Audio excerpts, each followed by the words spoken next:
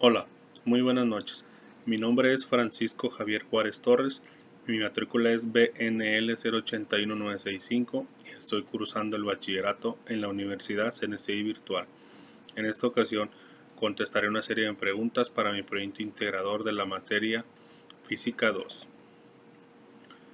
¿Cuál es el origen del electromagnetismo?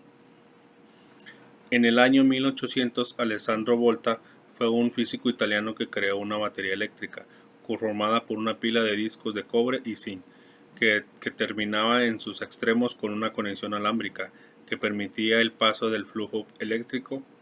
Este diseño es la base de todas las fuentes modernas de energía.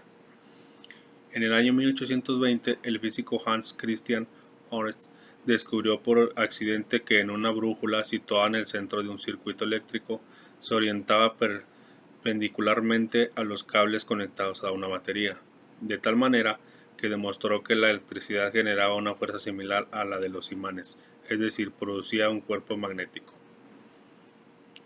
En este mismo año, André-Marie Ampère demostró mediante sus experimentos que un campo magnético puede intensificarse al enrollar un alambre conductor para formar una bobina. Además, encontró que al cubrir la estructura con un aislante y conectarla a una batería, ésta se magnetizaba. A este mecanismo se le nombró electroimán. Esta pieza se convirtió en un elemento indispensable a la fabricación de los motores, las bocinas, los discos duros y los dispositivos de exploración médica. En el año 1821, Michael Faraday construyó el primer motor experimental utilizando un alambre sujeto a un soporte, de tal manera que cada extremo del cable se encontraba sumergido en mercurio. Después se colocaba un imán en el centro de la estructura. Al aplicar una corriente eléctrica en el alambre, este comenzaba a girar en círculos alrededor del imán. En el año 1888, Nikola Tesla desarrolla en su laboratorio de investigaciones un motor de inducción, al cual funcionaba como corriente alterna.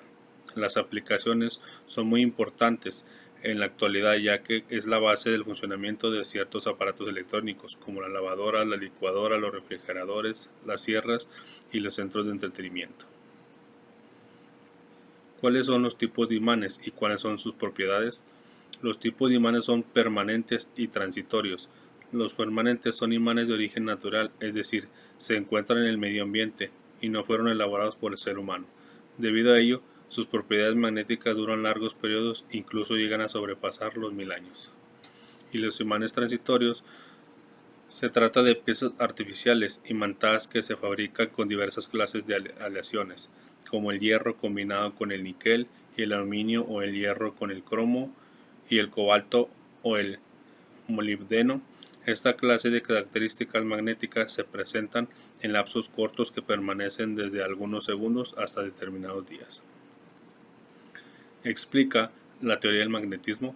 El magnetismo, según Max Weber, se debe a imanes moleculares, pues decía que un imán se puede partir indefinidamente en cualquiera de las partes, continuando siendo un imán, e incluso en tal partición se puede llegar a la molécula del imán y ésta conserva sus polos magnéticos, como característica fundamental de los mismos.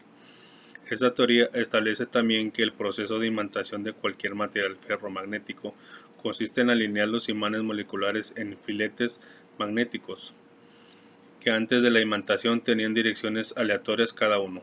En los extremos de los filetes se localizan los polos formados. ¿Qué es la ley de Lenz?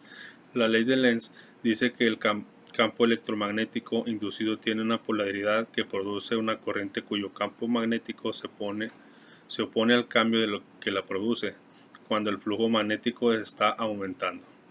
Cuando el flujo magnético disminuye, el campo electromagnético inducido tiene polaridad opuesta. ¿Qué es la ley de inducción de Faraday? La ley de inducción de Faraday es una ley básica del electromagnetismo que predice cómo un campo magnético interactuará con un circuito eléctrico para producir una fuerza electromotriz.